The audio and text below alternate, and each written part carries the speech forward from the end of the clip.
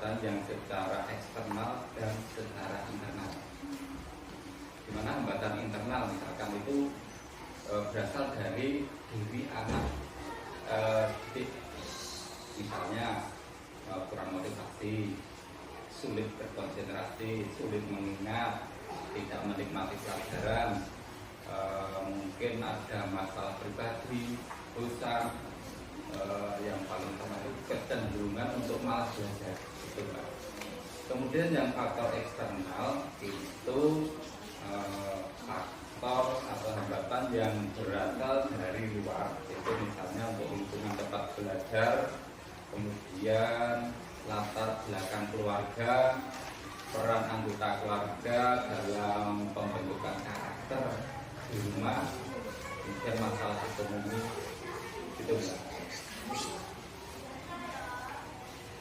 Selanjutnya, bagaimana dampak keterbatasan fasilitas terhadap aktivitas pembelajaran?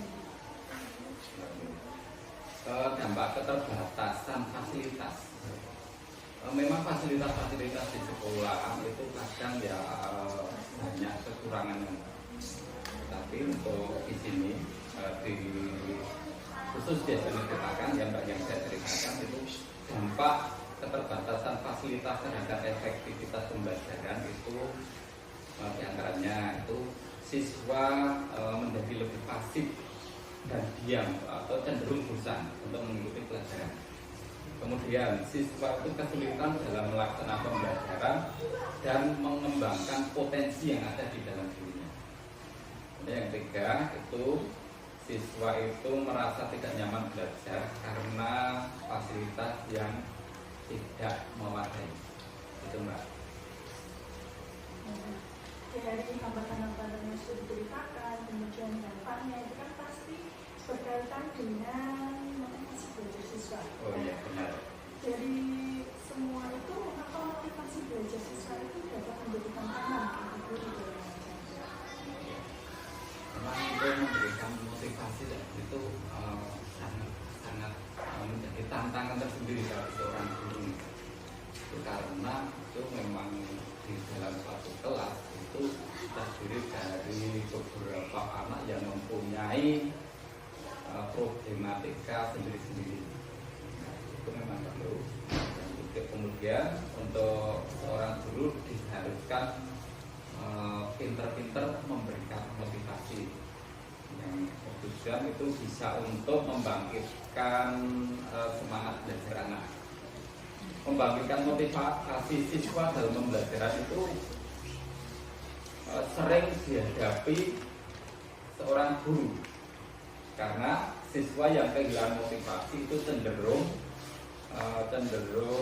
kurang berpartisipasi aktif dalam pembelajaran.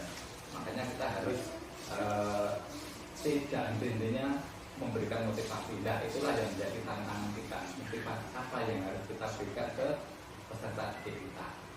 Betul? Melanjutkan dari tadi, bagaimana latar belakang sosial yang beragam dapat mengaruhi interaksi dari masyarakat. Latar belakangnya di sini kan mungkin siswa itu ada yang latar belakang ekonominya berbeda, latar belakang sosialnya dari keluarga apa, sendiri budayanya seperti apa, di rumah, kemudian dia juga mungkin bukan asli orang sini atau dia adalah orang pindahan, kan mungkin budaya yang berbeda. Nah, itu caranya untuk agar paham itu gimana? Bisa diatasi oleh kita. Enggak. Latar belakang sosial itu memang dapat mempengaruhi interaksi dan dinamika kelas, entah itu positif ataupun negatif. Dan kita harus pandai-pandai memanfaatkan kondisi itu. Misalnya itu pembelajaran dapat menjadi lebih kreatif dan inovatif, itu benar. Kemudian keadaan sosial masyarakat dengan latar belakang pekerjaan yang berbeda itu dapat digunakan untuk saling melengkapi. Itu dalam pembelajaran. Kemudian keadaan sosial yang berbeda itu dapat menimbulkan tantangan dalam mencapai kesepakatan kita dalam pembelajaran di kelas. Itu yang paling penting itu. Kita harus membentuk suatu kesepakatan dulu sebelum kita memulai perlahan pembelajaran di awal tahun pelajaran. Nah itulah Mbak yang paling kita soroti di SD Negeri Pakan itu, karena kita sudah terdiri dari mayoritas itu Jawa, kemudian ada lagi yang berasal dari luar Jawa, itu memang sangat berbeda sekali itu Mbak.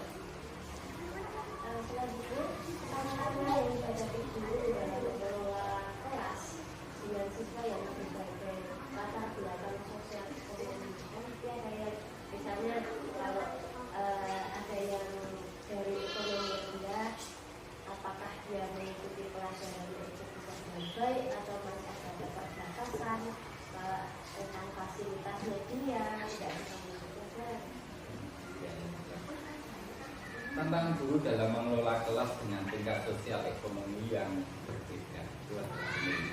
Kita harus bisa mengakomodasi kebutuhan belajar siswa yang beragam. Kita harus pegang itu, kita harus bisa mengakomodasi. Kemudian menyesuaikan metode pembelajaran dengan karakteristik siswa yang berbeda-beda. Metode yang pertama tadi mengakomodasi kebutuhan, yang kemudian metode kita harus sesuaikan dengan keberagaman, kemudian mempertimbangkan tingkat kesiapan siswa, minat, cara belajar yang efektif itu bagi mereka itu yang bagaimana, kemudian menciptakan lingkungan belajar yang inklusif. Dari tantangan yang dihadapi guru tadi, lalu bagaimana cara guru memastikan bahwa semua siswa mendapatkan kesempatan belajar yang sama dan terlepas dari perbedaan latar belakang mereka. Nah, tadi sudah saya singgung ya Mbak, itu cara guru memastikan semua siswa itu mendapatkan kesempatan belajar yang sama itu adalah dengan menerapkan pembelajaran inklusif. Karena pembelajaran inklusif itu pembelajaran yang menghargai keragaman dan perbedaan siswa, yang entah itu kelebihan atau kekurangan atau kebutuhan apa, kita bisa mengakomodir semua kebutuhan siswa di situ. Ini untuk pembelajaran yang diterapkan itu untuk adalah pembelajaran yang inklusif. Pertanyaan selanjutnya, apa saja metode pembelajaran yang efektif untuk mengatasi perbedaan kemampuan siswa dalam satu kelas? Ya, sesuai dengan anjuran arahan dari dunia pendidikan ya sekarang itu kan harus dipertemukan masalah pembelajaran diferensiasi. Nah, pembelajaran metode ini itu menyesuaikan materi dan strategi pembelajaran dengan kebutuhan belajar setiap siswa. Nah, tujuannya itu agar setiap siswa itu dapat mencapai potensi yang maksimal. Itu. Ada lagi? Kemudian Pak, bagaimana peran pembelajaran berbasis teknologi dalam meningkatkan kualitas pendidikan?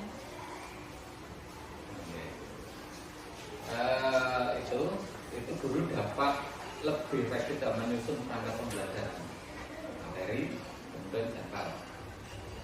Selain itu guru juga dapat menggunakan platform Merdeka Belajar untuk penugasan siswa, sharing materi dan lain-lain, meningkatkan daya serap anak. Materi dapat diakses kapan saja dan di mana saja, memfasilitasi gaya belajar anak, entah itu visual, entah itu auditori atau kinestetik, sehingga pembelajaran itu menjadi lebih menarik. Mengapa penting bagi guru untuk menerapkan pendekatan yang fleksibel dalam mengajar? Ini kelanjutan dari tadi ya. Ini untuk pendekatan yang fleksibel itu sangat penting bagi seorang guru dalam mengajar. Karena guru itu dapat menyesuaikan kebutuhan peserta didik yang berbeda-beda dalam pembelajaran. Mungkin peserta didik itu mempunyai gaya belajar yang visual ataupun auditori ataupun kinestetik. Nah, jadi kita harus bisa fleksibel bagaimana anak-anak kita itu dapat menerima apa yang kita ajarkan ke mereka berdasarkan model atau gaya belajar mereka itu masing-masing.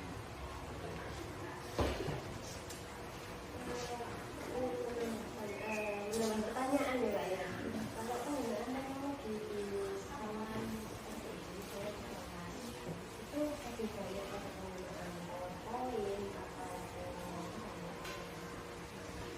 Yang di kelas itu biasanya ya selain PowerPoint itu model video pembelajaran.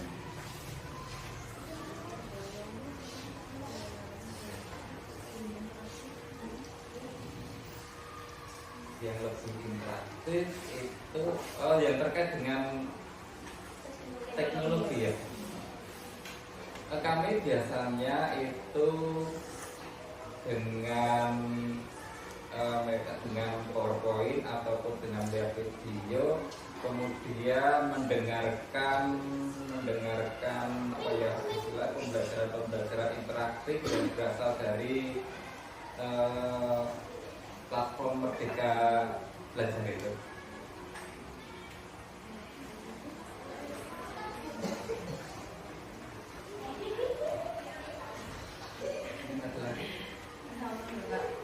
Terima kasih Bapak atas kesempatannya yang mau berbincang dengan kami. Mohon maaf apabila dari kami juga ada kekurangan. Terima kasih banyak Pak Yul. Semoga ini juga menambah ilmu, menambah wawasan bagi kami. Oke, sama-sama Mbak. Mungkin kalau ada jawaban ataupun pernyataan dari saya pribadi itu yang kurang benar, kurang berkenan, saya juga mohon maaf. Mungkin mbak-mbaknya juga bisa belajar dari mana ataupun tanya ke guru yang lain. Kalau memang jawaban dari saya pribadi itu kurang pas, gitu.